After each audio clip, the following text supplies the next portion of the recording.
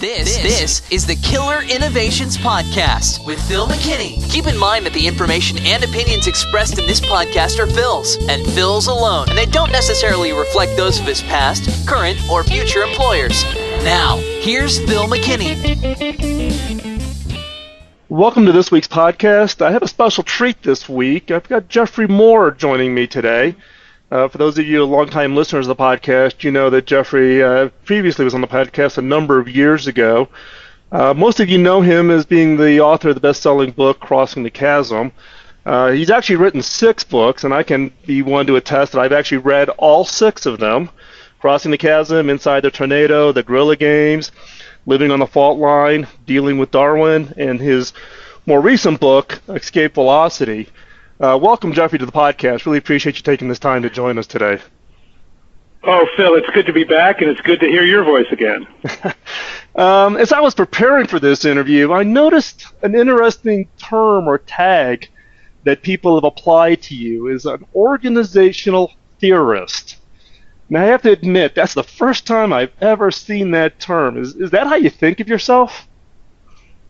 Well, no, but to be fair, I think what it relates to, and it's something that we'll probably get into sometime, is in the latest work around innovation.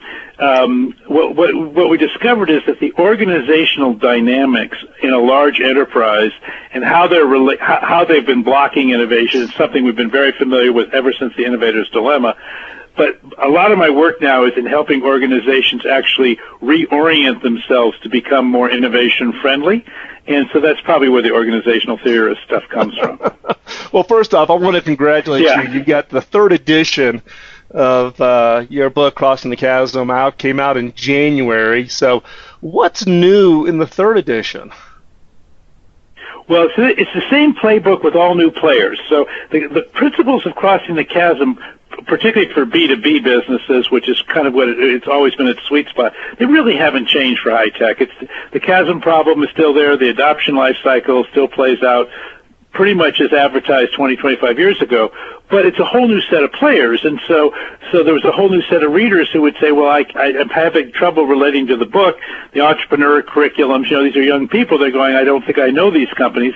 And so what I did was I just went through the book and I updated all the examples so that they refer to companies that have come to prominence in the last decade. Well, I don't know, Jeffrey. I think is that saying that you and I are getting old now when the readers of your book don't recall those companies? It does. I mean, I did it once. I wrote it in 1990. I did it once in 1999, so you would have thought. But you'd be sort of shocked at how many companies that were perfectly relevant as examples in 1999 are like, nope, not part of the landscape anymore. Do you remember a company called Sun? Yes. Do you remember a company called Netscape? AOL? I mean, you know how it goes. Yes. Well, take me back. You wrote the book in 1990. What was the catalyst that really was the impetus back then that got you to write the book? I know you were ex-Regis McKenna, but give us a little bit of background on what was the catalyst. What was the aha that caused you to kind of to write that first book? What happened was I was at Regis McKenna, which at the time was actively involved in the marketing. It was the premier high-tech marketing consultancy of the era. And so you saw a lot of companies, and we kept on seeing this phenomenon of these very exciting companies. They'd get these fabulous launches. They'd get unbelievably great press coverage. We'd say, this is the next Intel, this is the next Apple, and then they kind of go off the radar. And after a while, it's like, well, what the hell happened to these guys? And so there was just this kill rate of really exciting companies. And so we began to look at it, and as we peered into the situation, we discovered the chasm, this thing that, the early adopters will love you and give you lots and lots of support, but the mainstream market has a very different value system. And transitioning from the early market to the mainstream market turned out to be very tough, particularly for an engineering-driven entrepreneur. And so, when you think about the 1990 time when you wrote the book and your most recent updating in the 3rd edition, is there anything that's really changed about that from the problem space? I know you updated it with new examples, but is the problem space still the same, or have you seen difference? I would say Yeah, I think there's two major things that are different. The first, the big aha was in the first decade of this century, we had this huge explosion of consumer-based IT disruption. I mean, it's technological, but it was in the consumer space. Crossing the Chasm is not a particularly good model for consumer markets. And so what it required us to do is go back and spend some time with those entrepreneurs. And so there's an appendix to this Crossing the Chasm edition called the 4 Gears. And it's a model which is designed to say this is how the technology adoption plays out in a B2C market where, frankly, you don't need a whole product. You can just deliver the offer, minimum viable product, the lean startup model. Guys like Eric Ries and Steve Blank have really been championing this very effectively, and I needed to bring that into the portfolio. So that was one thing that was very different, because there's a whole group of entrepreneurs who thought, well, Crossing the Chasm must have been about some other era because it doesn't apply to us. What does apply to us is the B2B. In the B2B world, you do have to build an ecosystem of partners. You do have to create a whole product. It does require, there's a lot of inertia to overcome. So the Chasm model really does apply there. I think the biggest difference there is that we have so much more infrastructure available to us in this decade than we did 2 decades ago. So as a result, you can kind of, like with information as a service, software as a service, platform as a service, that stuff, you can get into the game with a lot less capital than it required.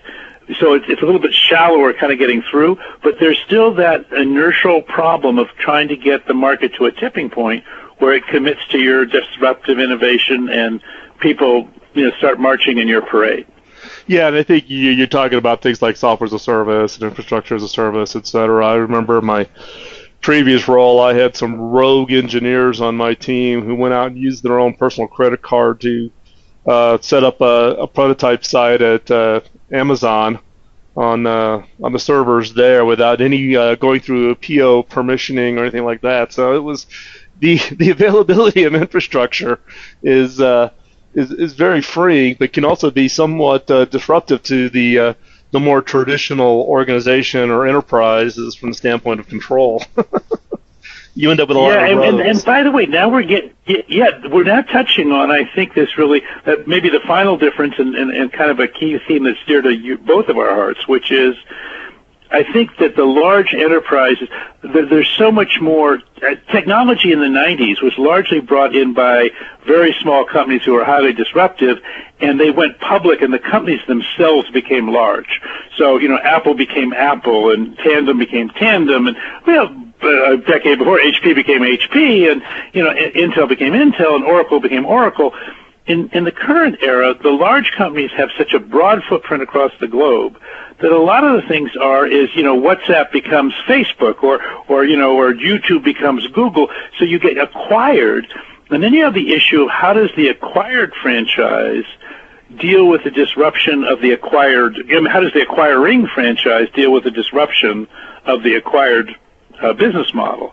And that, as you know, is a big. We call it sometimes crossing the chasm inside the belly of a whale, because the whale is trying to digest you as you're trying to cross. And you may not like it. You may not like the experience, but this ties in. If I get this right, go ahead. No, go ahead. Yeah, so I think one of the things though that if I get, let me see if I get this quote right. If I recall correctly, you're quoted in a couple different places talking about the shift in the VCs. And one thing I didn't mention is you are a partner at venture partner at Moore David Dow Ventures in the Valley. And you talk about that there's been this VC shift from scale to liquidity, right? Does that drive any change in the thinking on within these enterprises as far as that the VC shift? Yeah, I think it's interesting to watch, and in particularly, I think it happened under the pressure of the B2C market, because the B2C things it's a little bit more like a hits business, and in that world, you try to capitalize on your one hit by getting acquired, because frankly, getting hit after hit after hit, as our friends at Candy Crush, those folks are discovering, it's hard, and so now I think with genuine B2B businesses, it still should be about scale, and it still should be about long-term value creation. Because once you build an ecosystem around a technology, it's going to be there for a long time to come. So building the ecosystem is the challenge in crossing the chasm. And once you get it incubated and then moving, you've got an asset I personally think you ought to stick with for a decade or more. A lot of the listeners of this podcast are individuals within organizations who are trying to be that innovator, that change agent, and they constantly run into, what I have tagged as calling the corporate antibodies, the parts of the organization that just get in the way of really how do you take good, great ideas and actually allow them to be transformative inside of an organization. And you work with a lot of the CEOs and the boards of the leading companies in the Valley and also around the world. Is there a change in the thought process at the CEO and board level about how they're thinking about innovation now versus, what it was, 5 or 10 years ago? Yeah, this is where the organizational theorists might come into play. What's happened is, reluctantly, this is a reckoning that they put off for a while. They're realizing, look, we don't succeed at this. I mean, if you look, you say, well, how much R&D do you think IBM plus Intel plus Cisco plus HP plus Microsoft plus have spent over the last 20 years to get into the next big thing? And then how many of these companies have successfully brought on a genuinely new franchise, as opposed to something incrementally improving an existing franchise? And the record is astonishingly small. I mean, it would have been just fine until Apple then added 3 net new franchises in less than a decade, which just infuriated everybody, because prior to that you could say, well, it just can't be done. And then Jobs does 3 in a row, and they think, well, that's not fair. So the question, I think what the boards and the CEOs are going now is saying, look, if we cannot onboard the next big thing, then basically we're a one life cycle company. And we have to solve that problem. So the difference now is, I think the innovator for a long time was frankly a lonely voice in the corporation, because the corporation said, we know better than you, and our established businesses operating margins and gross margins and blah, blah, blah. And they'd pull out any number of financial facts, and they'd say, look at these financial facts and look at your paltry contribution, and why are you even deigning to come to our table? And the answer is, well, because these new things are going to change the world, and if we don't do it to ourselves, somebody's going to do it to us. And that's now happening enough so that, Google represents an existential threat now to Microsoft, and Amazon is an existential threat to Walmart and to various folks. And so you start saying, well, whoa, okay, I guess we have to get better at this. That's the difference, I think, now. And so now I think there's some really serious thought from the top down about how could we reorganize and reconstruct the corporation to be more innovation friendly, to allow these things to onboard and get to scale inside our ecosystem. So is this a recent shift, or has this been underway? I mean, I get emails and instant messages and Skype calls from my listeners all the time with regards to the frustrations they're getting ready to go pitch, their CEO. So is this kind of the Valley guys obviously get it, but is this still kind of in the CEOs and board waking up, or do you think it's becoming? Well, it's not so much the waking up. They've known they've had a problem. The truth of the matter is, Clay Christensen rang the warning bell in 1995. That's when he published The Innovator's Dilemma. So this problem has been on the books for 20 years. Yeah. So you can't really plead ignorance. But what you could plead for a long time is there's no known solution to this problem. And what I'm trying to do, and it's not just me, but the work that I'm specifically focused on, is saying, so let's deconstruct why this happens over and over and over again, because it's not ill will, it's not lack of ambition. So what's really going on? And what you discover is that the established franchise working at scale has got a very well-tuned ecosystem. It knows how to, if it's a cut hardware, they know how to manufacture. They got the supply chain. They have distribution. They have customer support. They've got the sales compensation worked out. Everything's working great. Now, somebody comes up with a cool new business, and it's got a different business model. It's very exciting. And for a while, it's small enough, and you can kind of contain it, and you can keep it in a skunk works, and you can let it grow, and everybody's very, very enthusiastic about the business. But sooner or later, you have to scale it by essentially bolting it into the infrastructure of the established franchises. And you get an impedance mismatch. So the established franchise is older, it's more mature, it's got a set of metrics it knows how to run by. The new guys do not have a very different dynamic and a very different set of metrics. And so what you realize is this is an unnatural act. And the fundamental insight we've had in the last decade is two things that big businesses have not done that are causing failure that if you stop doing, your chances of success skyrocket. The first is the CEO and only the CEO can sponsor this thing, and they have to sponsor it for 2 to 3 years. This is kind of what Steve Jobs made very clear, and Bezos has made it very clear at Amazon, because the CEO has to force the connection of these two objects, and they initially want to repel each other. And you have to overcome that repulsion and get them together. You can do it, but you can only do it with the CEO's power. If you try to say an executive vice president or a senior vice president is going to do this, they don't have enough power to re-engineer essentially the performance engine of the company in order to absorb their new business. The second thing we've learned is you can only do one at a time. And so this is the place where the CEOs really, I think, are going, oh, because the CEO has always said we need 2 or 3 or 4. This is a high risk. You don't want to put all your eggs into one basket. It turns out it's such an unnatural act, and it does such violence to the corporation that if you try to do 2 at the same time, the corporation will I don't care if you're the CEO, I don't care if you're God, it just won't happen because it's just too much disruption for the enterprise to absorb and continue to operate. So the notion that it has to be sponsored by the CEO, and there's a bunch of techniques they can use, but the first key is you've got to be sponsored by the CEO, and you can only do one at a time. That, if you just took those 2 rules and you kind of went back over the last 20 years, most CEOs would admit, well, I violated one of those 2 rules every single year that I was a CEO. Yep. So in the case of, I'm all for the CEO sponsorship. I've seen it in my previous life, and now in my new role as a CEO, I kind of look at myself and go, yeah, it's you, dude. I'm the problem. You the man. I'm supposed to be the innovation guy, and I'm the problem, right? But I've had this realization, right? What is interesting, though, is your point about only doing one at a time, right? Because in the innovation game, right, everybody plays the funnel, right?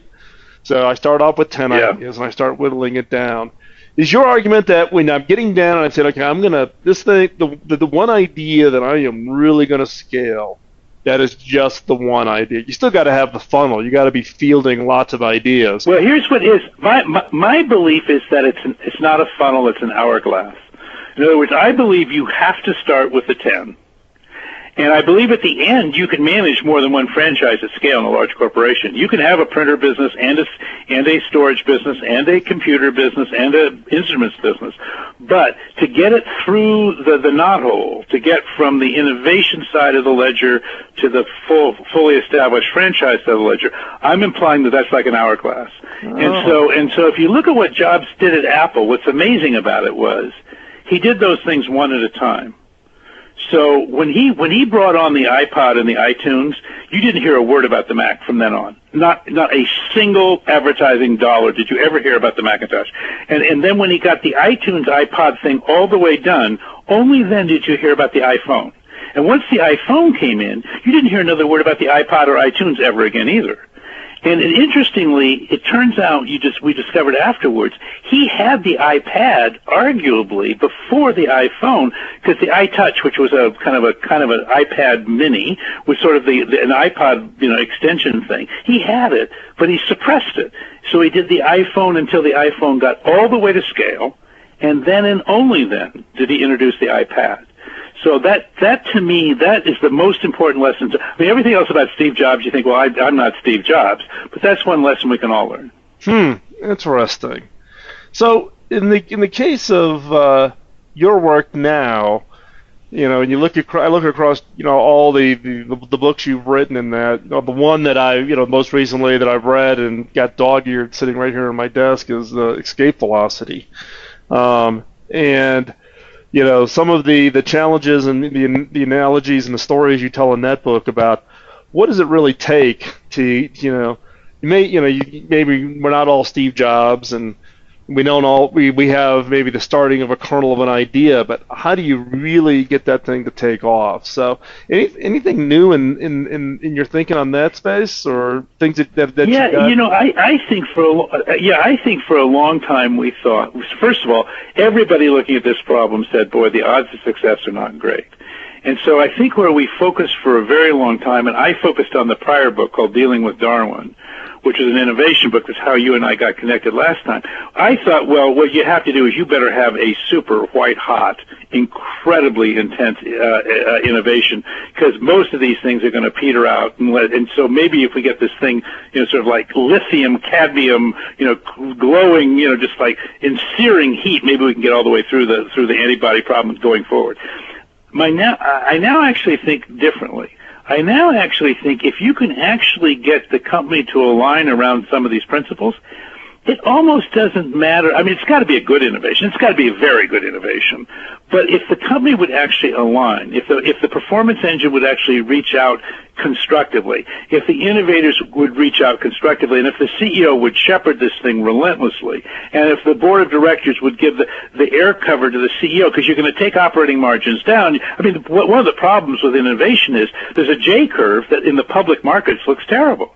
And so you got to get if the entire corporation said, this is the journey that we are going to be on, it actually, I think the odds of success are very high, because you've got a worldwide sales force, you've got a worldwide footprint, you've got a great balance sheet, you can do this stuff. The problem has always been that we've never aligned around it. The sales guys had their comp system, which would put them at odds with the innovator, and by the way, all the other executive vice presidents thought the innovator was just some startup kind of brash person that was wildly overconfident, and the sooner he got taught his lesson, the better. So we never aligned around this stuff.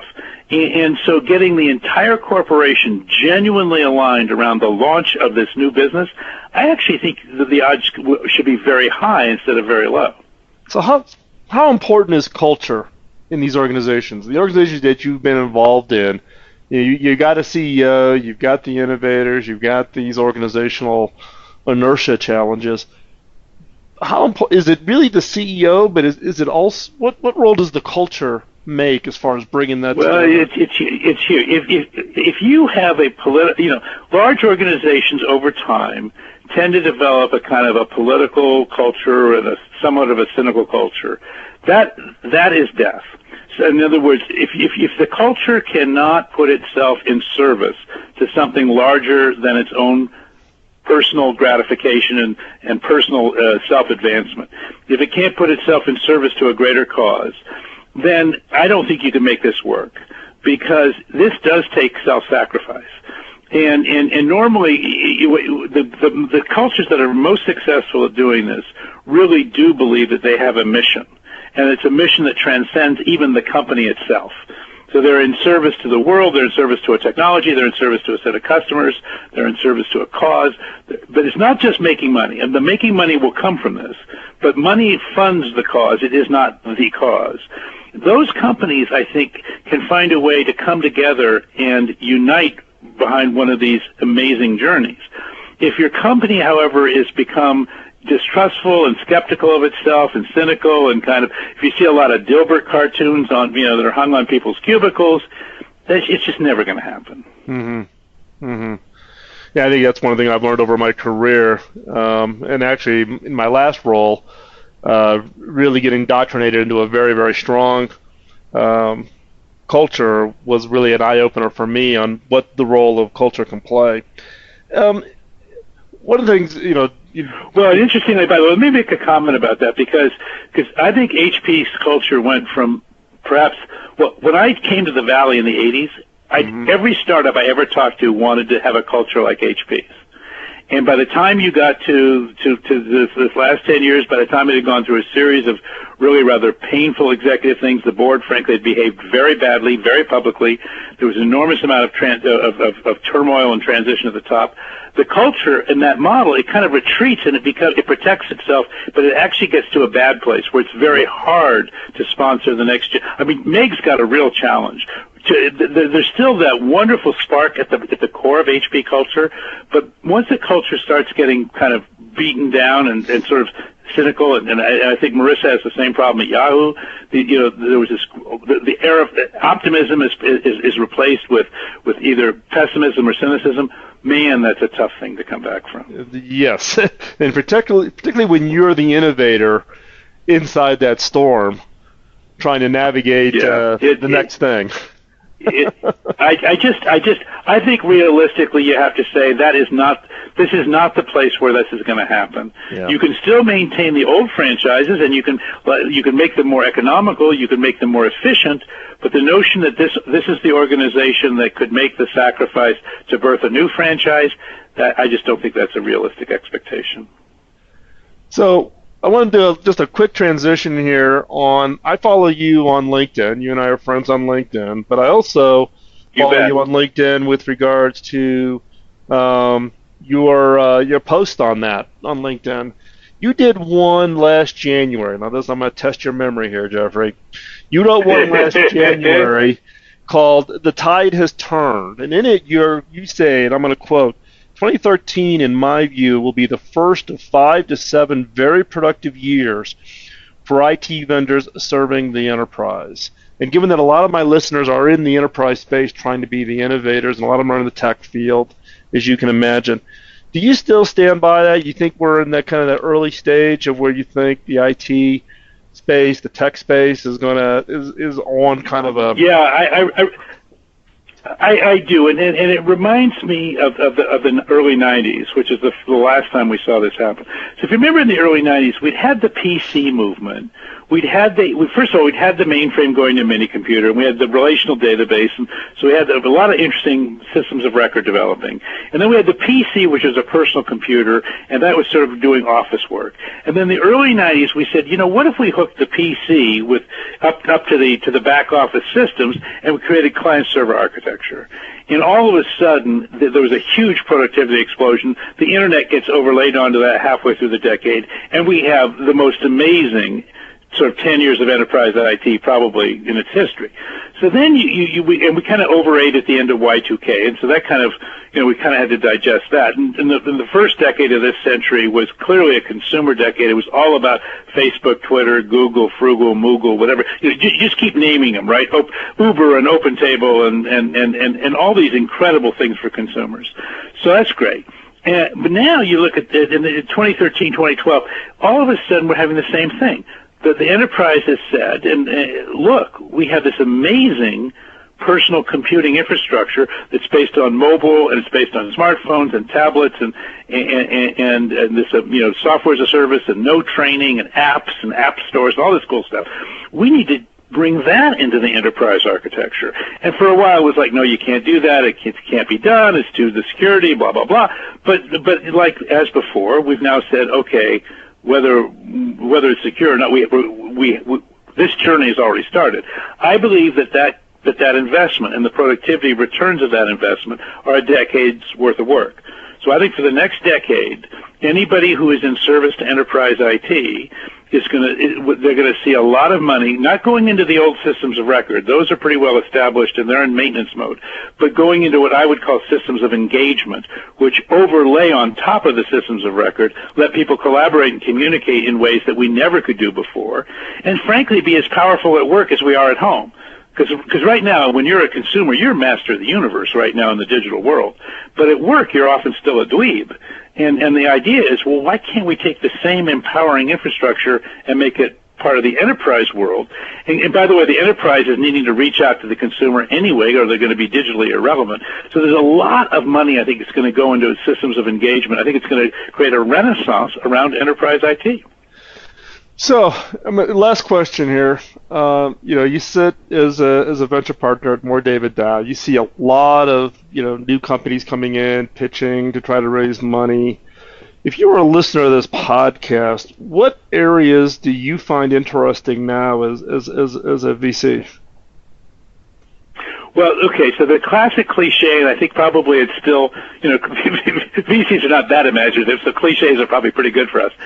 The classic cliche right now is social, mobile, analytics, and cloud. Sometimes they call it the SMAC stack, right? And of those two, I would say social and mobile have gotten a lot of attention, and maybe those cards are a bit overplayed, but there's still a lot of work to do there, particularly in how would you manage them, what's the infrastructure for managing them, how would you create security, those kinds of issues. But analytics and cloud right now are game changers, because what they do, what you realize is people are actually changing business models by saying, if I can actually leverage the data that I learn from the cloud with analytics, I can afford to give away products that other people sell. This is why Google is such a threat to Microsoft. Because Google says, look, I can, whatever Microsoft makes, I will give you. Because if you use it and you let me look at the way you use it, I can monetize that data through my search engine advertising, through better advertising, or some other ideas. I mean, artificial intelligence and machine learning can do a lot of stuff. And so that changes the rules of the game. And you're seeing that happening in advertising, you're seeing it happening in media and television, you're seeing it happening in retail. I think it's going to eventually happen fairly quickly here, hopefully in healthcare. I think education is going to be on the docket next, which is, in every one of these cases, if you could just watch, what students would do online during studying a class, or if you could watch the healthcare or the health habits of a patient population that you insure, couldn't you, be a better insurer and make more money? Couldn't you be a better educational institution and create better education? The answer is, of course you could. So I think this opportunity around the cloud, which creates the infrastructure and the possibility of getting the data all together, so all this stuff about Hadoop and all that kind of stuff, and then the analytics, and then the data scientists who know how to look at the analytics. And by the way, there's still a lot of business invention, because the business models have to be invented. They don't just come with the data. You have to sort of connect the dots. But the opportunity there is just staggering, and I think that's part of this decade of innovation. Hey, Jeffrey, thank you again for spending the time. And to the listeners, go out and pick out the latest edition of Crossing the Chasm. I've read each of the two previous editions and love the new story. So I'll admit I have not read the new one, so I got to go out and I'll get it this weekend. But I've read it many times, and it helps me just remind me of things that you just kind of gloss over and forget. It's a great source. And Jeffrey, thanks again for the time. It's always great to catch up. Well, thank you, Phil. It's a pleasure to be on your show. Killer Innovations Podcast. It's like an electric charge of creativity direct to your brain. Here's an example. Whoa! Yow! Okay. With KillerInnovations.com. Killer Innovations Podcast, equipping you to create the next killer innovation. I get your point.